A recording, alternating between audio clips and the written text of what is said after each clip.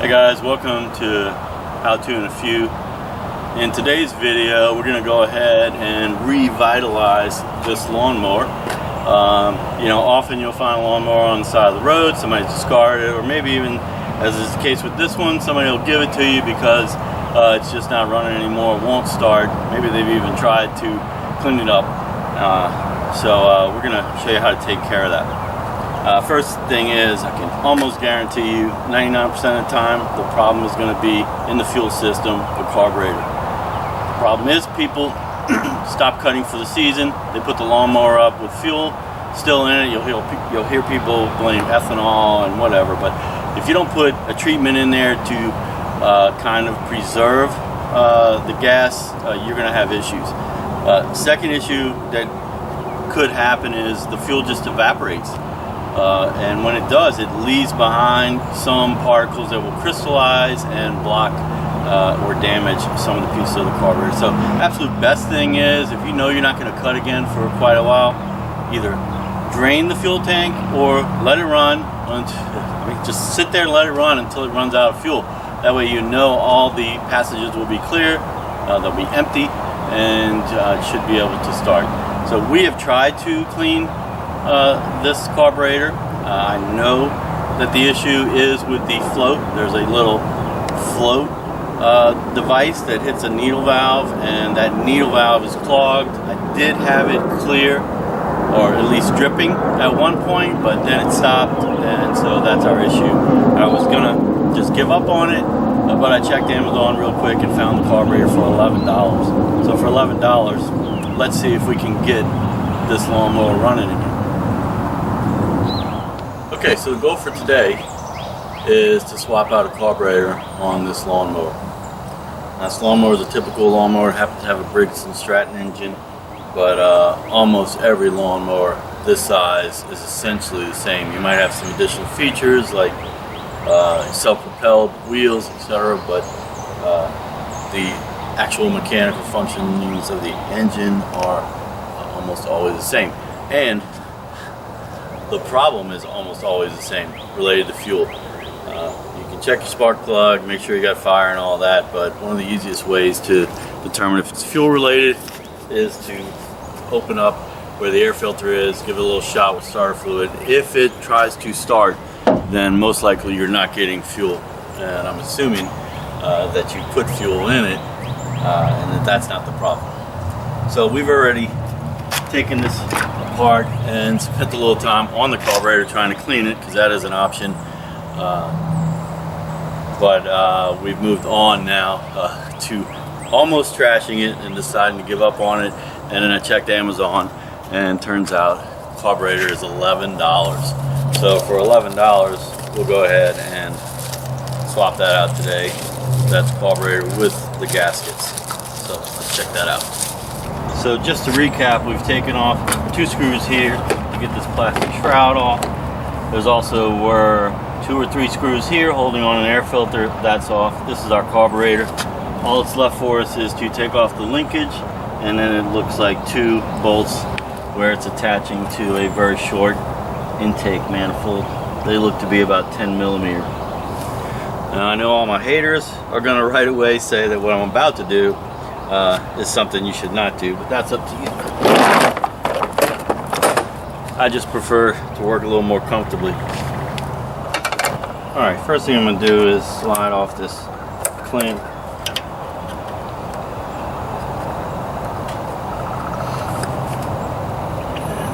And remove the fuel line, hopefully it won't leak out. And then there's 2 10 millimeter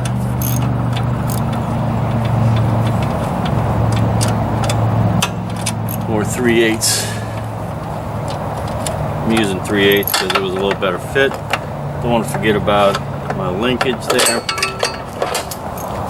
Alright, that's a 1/4 inch screw here for the linkage.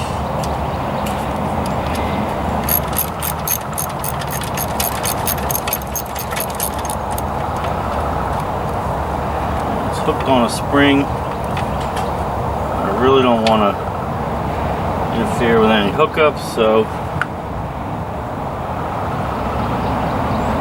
see there's another attachment there. We're gonna have to probably, when we take the carburetor out, angle it so that it comes off of the hook.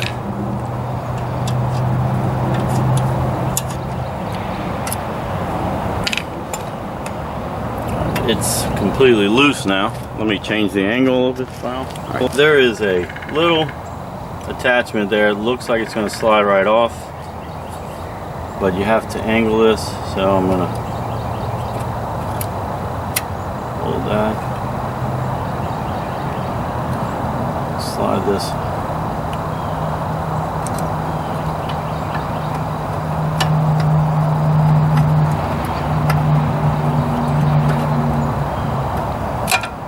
Go as easy as I want it. Now I'm going to warn you, absolute worst possible thing could be for something to drop into that hole right now.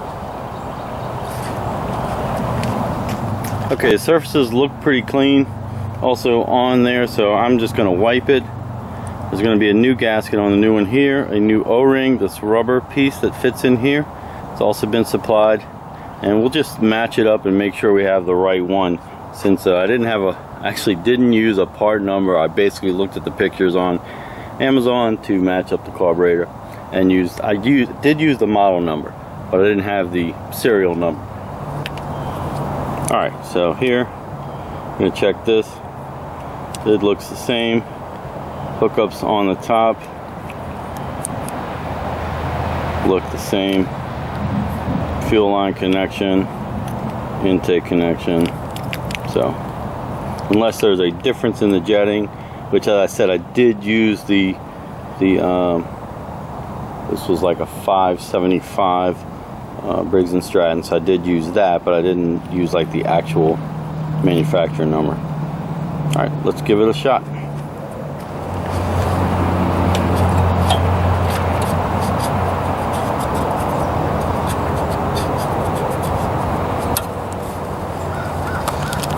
Alright, I've wiped that off a little bit. I'm going to get my gaskets. It looks as if the O-ring will fit right over this, so I'm going to install it there first. And then I'm going to wiggle this on.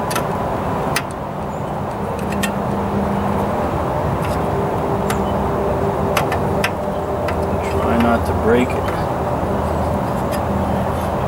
Okay, actually went on easier than it came off.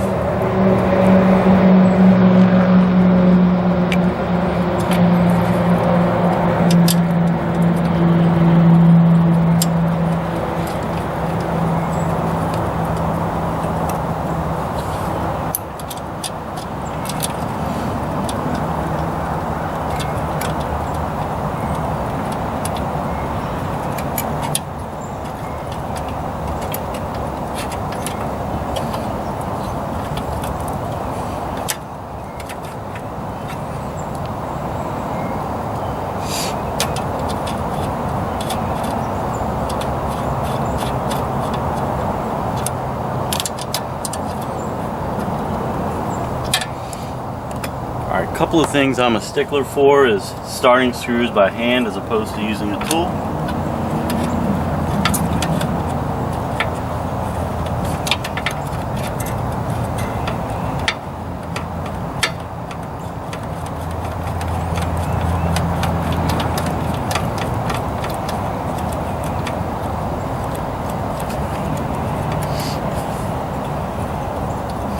Okay, everything's moving freely. So I'm going to go ahead and snug up the carburetor. Don't want it to warp, so I'm going to just lightly tighten each side and then come back and give it a little more. This is plastic here, so I'm definitely not going to over tighten that.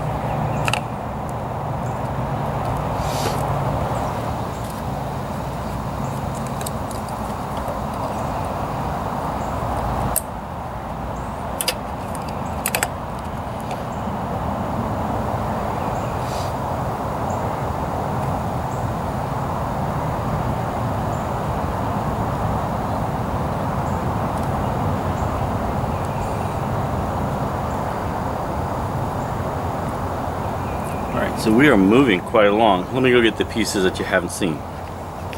Okay, so here are the things we didn't see. This is the old air filter, which we are not going to change. Here's the covering that's going to go on next. And then the outer covering, which has our screws. So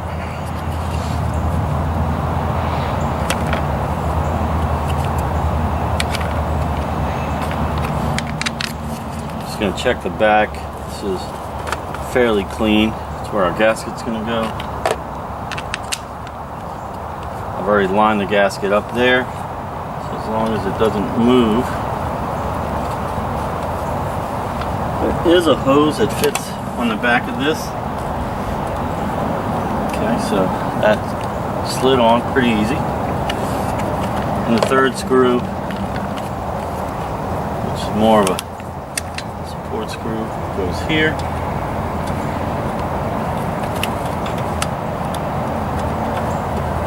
And these look to be closer to 8 millimeters, so I'll probably have to,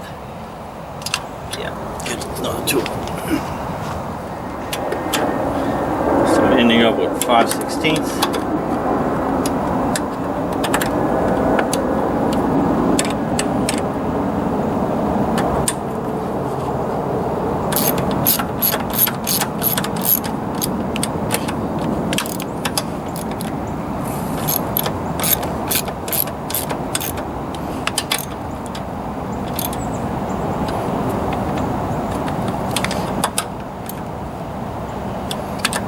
Okay, these screws are a little funny.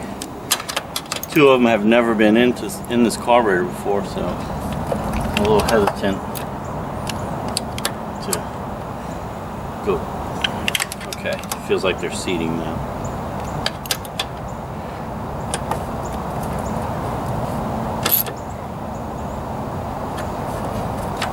Alright,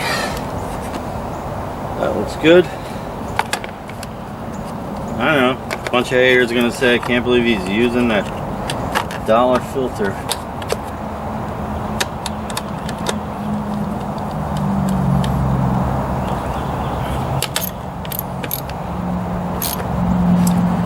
Am I that confident it's gonna work? Yes, I am. Although I could have squirted a little starting fluid in there. Alright. Now we're going to let it sit for about 10 minutes, let all the oil come back into the bottom of the engine.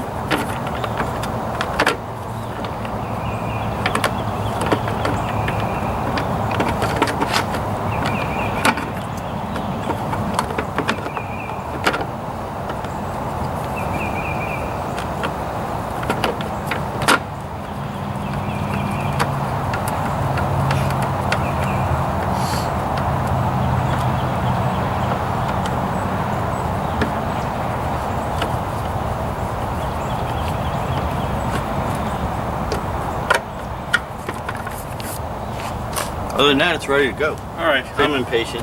Let's give it a shot. See if we still got fuel after all that. Nope.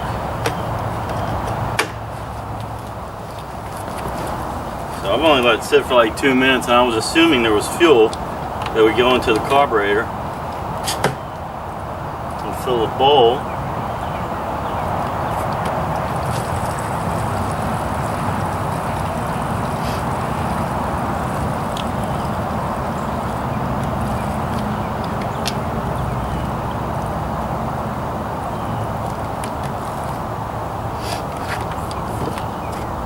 These gas cans are the worst.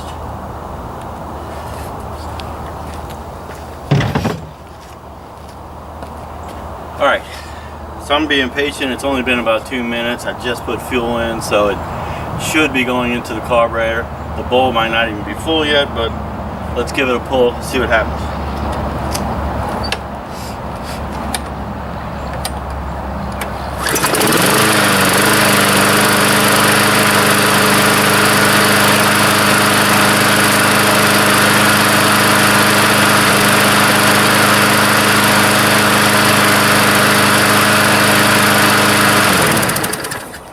I'm going to say that is the perfect ending to a video. Thanks for watching. I hope this helps you out. If it did, give me a thumbs up, click the subscribe button. As usual, the reason why we do videos like this is for viewers like you, so keep that in mind.